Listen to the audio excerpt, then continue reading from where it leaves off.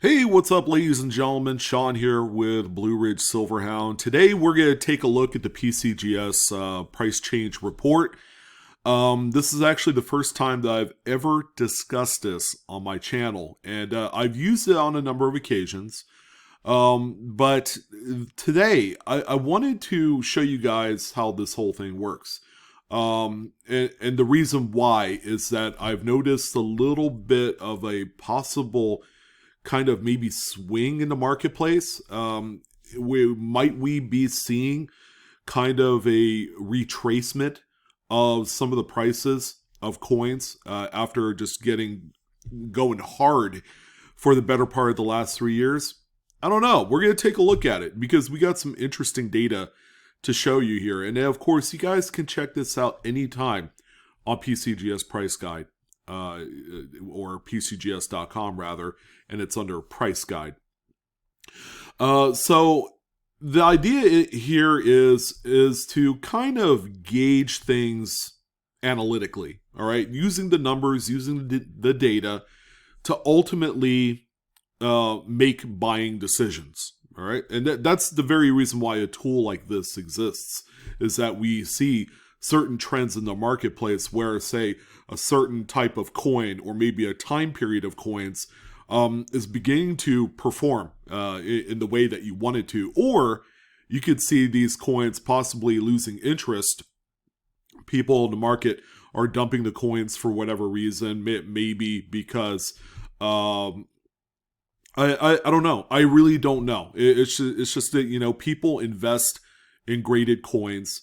And, sure, yeah, this market kind of like price guide changes schematic that we're going to look at is of course all geared toward PCGS graded coins. However, we have to understand that PCGS graded coins have been the bar that sets the market each and every single week, every month, every 6 months, every year, you name it.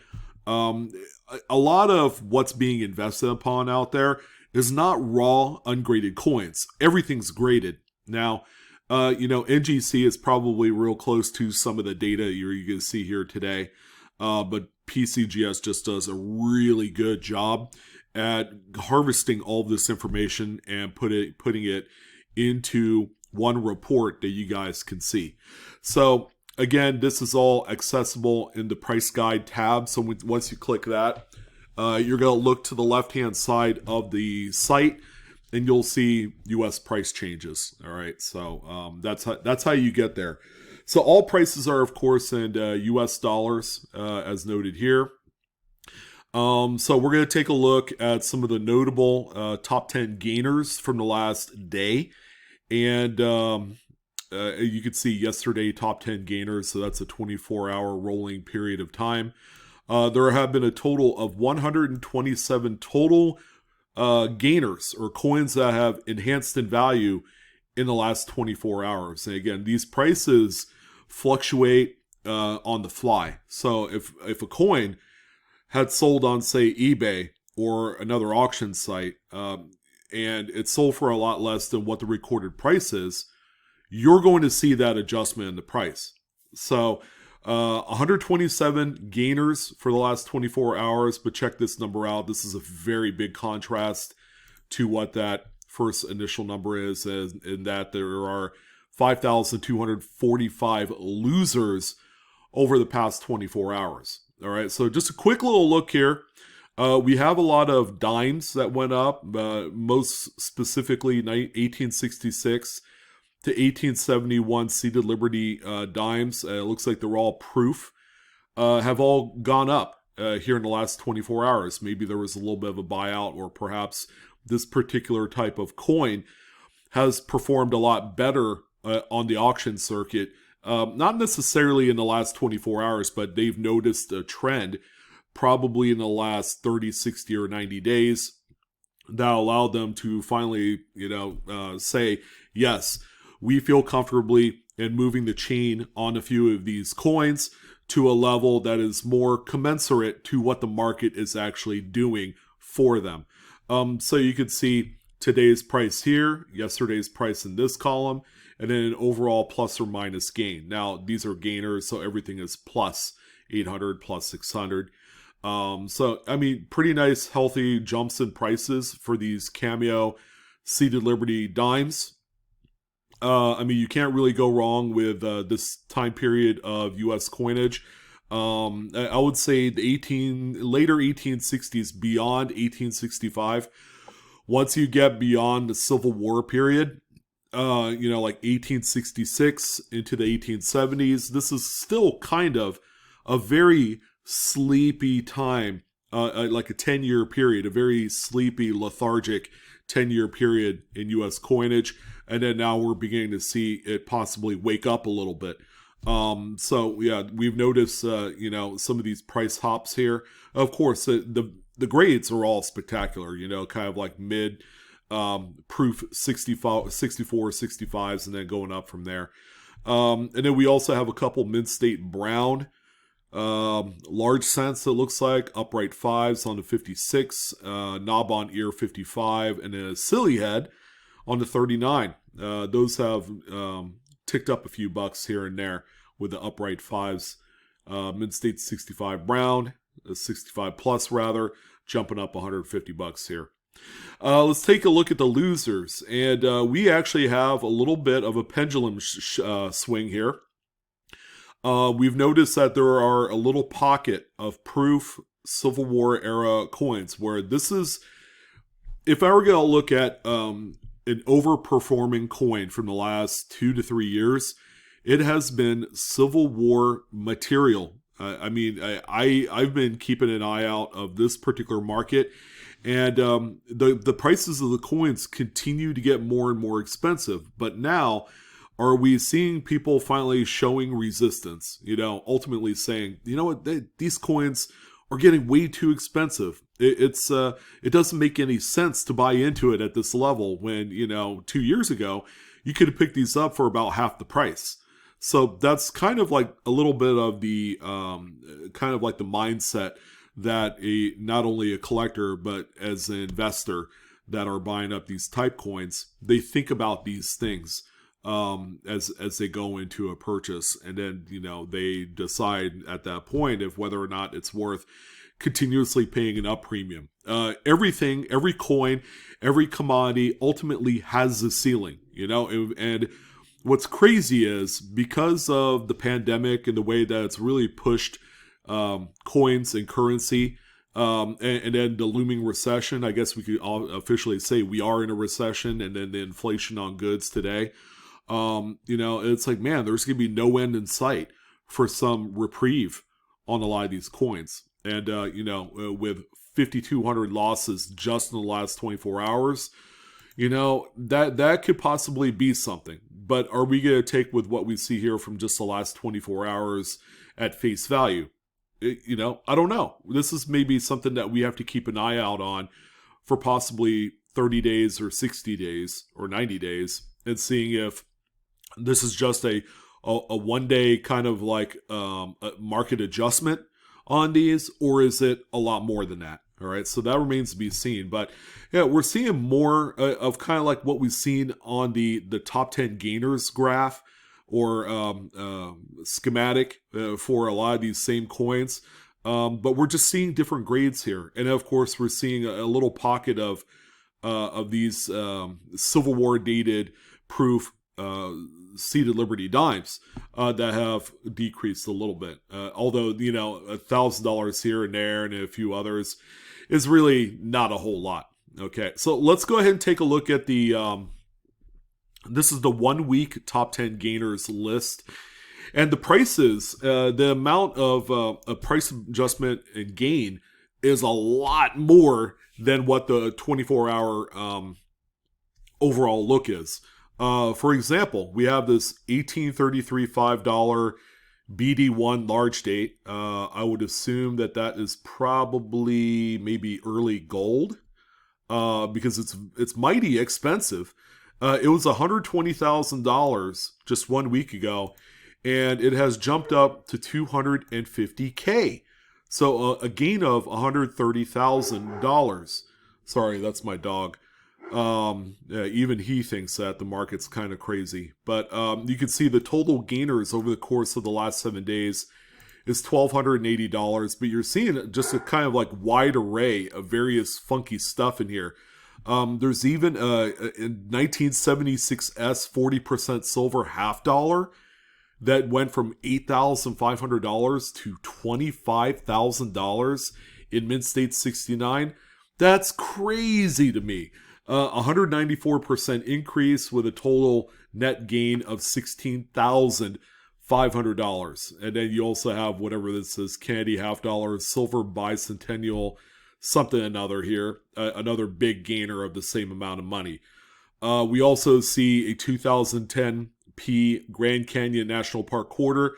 Of course, National Park quarters are beginning to get some extra looks on the registry set market. This Mint State 68 went from $1,350 to $2,500 in just the last 7 days, with a net gain of $1,150 and 85% increase. So those are a couple of the notable ones. And then here's our 1 week top 10 losers. So we noticed 1,200 gainers for the week.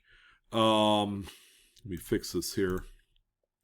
But the 1 week losers, still an elevated amount here, 4,711 coins in various grades have all dropped. But, you know, if you draw your attention to the actual loss here, I mean, a lot more coins did lose some value. And I'm willing to bet that if somehow if I clicked on see all 1 week losers, we'll find that there's going to be a lot of like $5 losers and $10 losers on some of those kind of like lower end coins, and probably more moderns in there. But you'll notice that the overall difference between the 1 week gains, where we see a few 6-figure jumps, compared to the 1 week losers, I mean, the overall dollar figure is so large. There's just this big, like, Grand Canyon sized gap between the losers dollar value wise and the winners. So that's kind of interesting, something worth noting here. But we're seeing a lot of early 20th century pieces, some gold in here, $5 half eagles, Mint State 63, 64s, which are traditionally some of the more common grades of pre-1933 gold. We're seeing some prices drop on those. All right, and then we also have the 1 month gainers. So these are over the course of 30 days. So there's 49,554 total gainers during this period. We have 1833 $5 large date proof. I believe this is a half eagle. Proof 61 went from 425. It's like, that's a lot of money. $425,000, and it jumped up to $2.75 million, representing a over 2.3 million increase in value. And the same going for the this 1830 large D, which I believe is a Dahlonega Mint, proof 62. I might be wrong on this one, but that is definitely a half eagle coin, going from $475,000 to the same amount of money as the 33.5 $5 half eagle went for. And then we also see this 1850 half cent Cohen 1 full red, and a 64 went from 10 grand to 53,500. And generally, when you see these kind of big jumps, that's indicative of the results of a current sale or a previous sale here within the last, I would say, month or so. And that's the only reason why that we're seeing those huge increases of those particular coins. But you'll see that a lot of what we do have here are a lot of the earlier kind of like rarities. The one coin that sticks out is this 1992 silver half dollar, Kennedy half dollar. It's the FS 101 DDO. Proof 68 deep cameo went from $150 in value to $2,000. So this is more of a market driven type of price increase. Something that is, again, more indicative of something that happened within the last 30 to 45 days. And that's why we saw just a crazy movement in price for that one. Our 1 month top 10 losers, again, when we're comparing like the dollar value, it's drastically different. But keep in mind here, the 1 month gainers, we had 49,000 gainers for the last 30 days. When we take a look at the 1 month losers, we only had 16,000. So the market itself over the course of the last 30 days is still incredibly high. It's up like no other right now. And it, there's some pretty crazy stuff in here. Like, I don't know what this first coin is. This looks like a typo. 1893S Barber half dollar, mid state 45, which is not a grade. That's not a grade. XF 45 is. So again, that's why I'm saying that this is a typo right here. Going from $92,000 to $925. I believe this was also a typo when it was modified into the price guide back 30 days ago or whatever. I think what they really meant was it was a $925 coin, and they either wanted to keep it the same or bump it up or bump it down around that price. This coin, realistically, in XF45, is not worth $92,000. There's not too many coins, except some of the incredibly most keyest of keys that are worth that kind of money in XF45. But you take a look down the line here.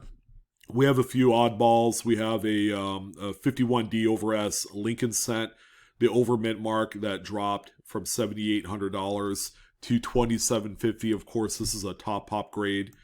It is 67 plus, so maybe there was a new coin that became graded in a 67 plus full red that kind of shook the market a little bit. Again, this is I've told you guys this before with registry sets, and this is the big reason why you don't want to invest in registry set coins unless you are going to participate in that particular I guess sweepstakes or whatever it is, just assembling all the finest grades of every coin in that series that you're collecting.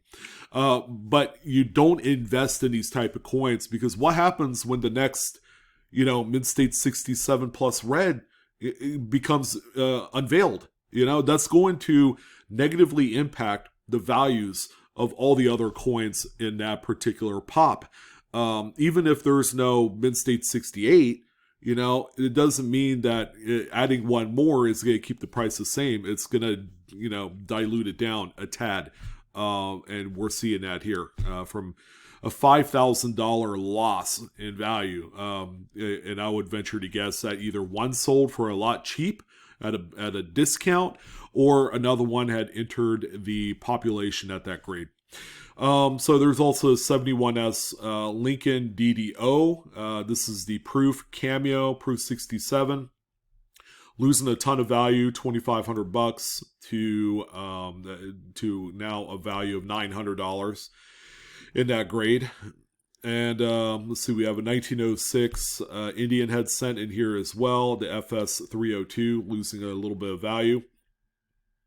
And then that last one there, 2012 S Acadia National Park, First Strike Deep Cameo Proof Quarter in 70, perfect 70, lost $65 as well. All right, so you're gonna get a lot more of these kind of because the 16,000 losers or gainers or whatever. There's a lot of low value stuff that changed over the last 30 days, and that's what we see there. And just for kicks and giggles, here's the 1 year, the top 10 gainers over this time period. 127,000 pieces in various grades went up during this 12-month period, highlighted by this 1878 $10 Eagle. It's a Proof 66 Deep Cameo. Went from, and this looks like another typo as well, $875 to $900K. I would probably guess that this coin was supposed to be $875,000 and not $875, because this is a high-end rarity here. So that's a typo right there. But when we look at, say, this one here, the 1875S 20 cent piece, which is it looks like maybe a proof strike or an SP or something. I'm not familiar with what BM or, you know, bowel movement, I guess. I don't know. I guess the coin's a shit. But $25,000 to $200K, you know, again, that's something that needs some justification there to warrant that kind of increase. But you'll see that there's a mix of early 20th century coins, and there's 1/2 cent in there. It's a well-known overdate, and a few other odds and ends. Again, another 1992 silver DDO FS101 is in here too, enjoying a $2,000 price increase, and of course 68 plus deep cameo is one of the finest grades, I would imagine, of that coin. And then your top 10 losers, let's just call it 18,000 losers during the last 12 months. So there's still a lot of coins that are a lot more expensive over the course of 1 year than there are losers. But you can see that the first coin there has a $7,700 price decrease at the top pop grade, and then a few others in there sprinkled. It looks like some 1/2 cents. Some more, a little bit more modern stuff. There was a random Kennedy $1/2 in there with no date or anything, but it looks like a proof. Again, this is probably a typo adjustment in there.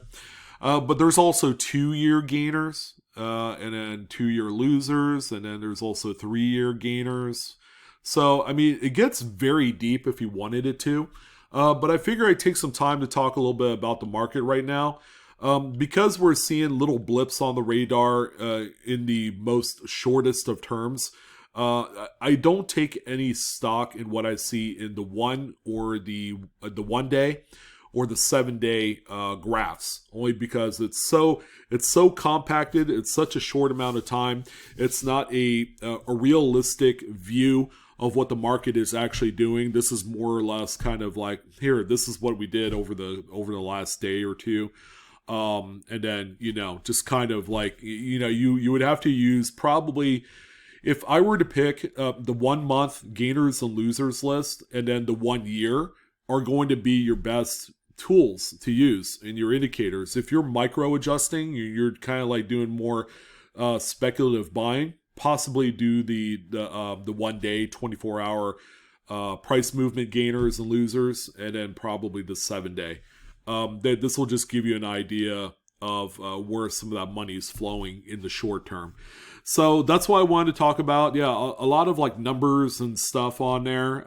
You know, it might confuse a few of you, but again, this is a really great tool to use when you're trying to gauge the market as it sits, especially if you like to buy coins that you intend on holding on for a little while and not something that you're going to have for like 20 years. Because the market is so fluid and it's fluctuating on pretty much nearly a daily basis that you almost have to keep on it the best that you can. So this is, again, short of like going on greatcollections.com or checking out eBay and stuff like that and seeing what has sold recently. This is probably another great tool that you could add to that list of other things to for you to get that competitive advantage in the marketplace. So that's what I wanted to do. I wanted to cover that real quick. Again, some pretty interesting stuff on the list.